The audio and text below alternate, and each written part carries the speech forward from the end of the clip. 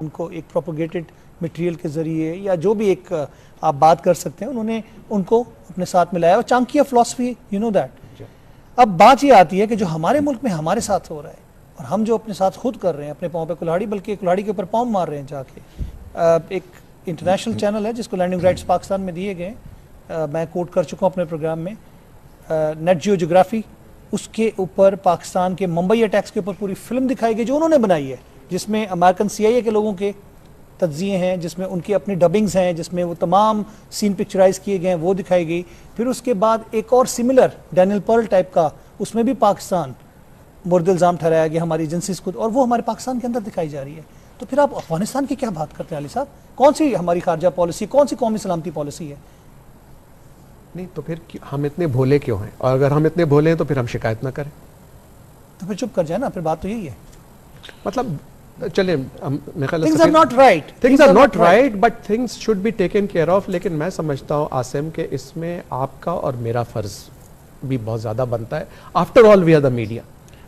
हमारे अलावा जो मीडिया है सर, मैं उनकी बात कर रहा हूँ, जिनके 60% कंटेंट जो है वहीं से आता है, उसके ऊपर ही उनको बिजनेस मिलता है। आज मेरा मजमून छपा है कल्चरल इनोवेशन डेली टाइम्स में, जिसमें मैंने पूरी तफसील दी है सुषमा स्वराज की उस तकरीर से जो उसने शुरू किया था, जहाँ से शुरू किया था, और उसने तकमील तक पहुंचा दिया है। माफ कीजिएगा कि आपके बच्चे जो हैं आज आप सालगिरह मनाते हैं तो उसके पहले वो माँ बाप की आरती उतारते हैं। एक फेडरल सेक्रेटरी जो है वो अपने बच्चे को लेकर स्कूलों से टीचर्स बताते हैं हिंदी लिख रहे हैं, बच्चे हिंदी लिख रहे हैं। वो फेडरल सेक्रेटरी अपने एक दोस्त के जनाजे पे लेकर गया 10 साल के बच्चे को, तो बच्चे ने पूछा कि ये क्या कर रहे हैं, इनके जो है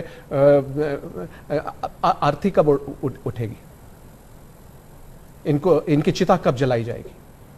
तो ये आपका कल्चरल जो है वो माहौल बन गया है। तो जब ये माहौल बन जाएगा और बन चुका है तो माफ कीजिएगा, तो फिर हम दुश्मन को दुश्मन नहीं दोस्त ही कहेंगे। और जैसा कि जनरल साहब ने कहा कि आलू गोश्त और इसकी बातें, मैं वही कह रहा हूं कि हमारी कौमी सलामती पॉलिसी सिर्फ ये है कि कोई हमलावर आके हम पे हमला करेगा तो ही हम जागेंगे अपने नींद से, या ये जो हमला हम पे हो रहा है, मुस्तकिल हो रहा है, इसको रोकने के लिए भी कोई पॉलिसी होनी चाहिए। लेकिन माफ कीजिएगा, कैमरा किधर है? माफ कीजिएगा, इस वक्त हालात पहले ही एक बहुत खतरनाक नहज तक पहुंच चुके हैं और ये हमारी सर्वाइवल का मामला है। आप तो नहीं, लेकिन जनरल साहब, एम्बेसडर साहब और मैं शायद उम्र के उस हिस्से पे हैं कि हमारा वक्त गुजर चुका है। लेकिन आइंदा जो नस्लें हैं और आपकी जो नस्ल है उसको होश लेना चाहिए, और हम तैयार हैं इस जंग को लड़ने के लिए। लेकिन कम से कम हम यकजा तो हो, हम अपनी सोच तो इकट्ठा करें।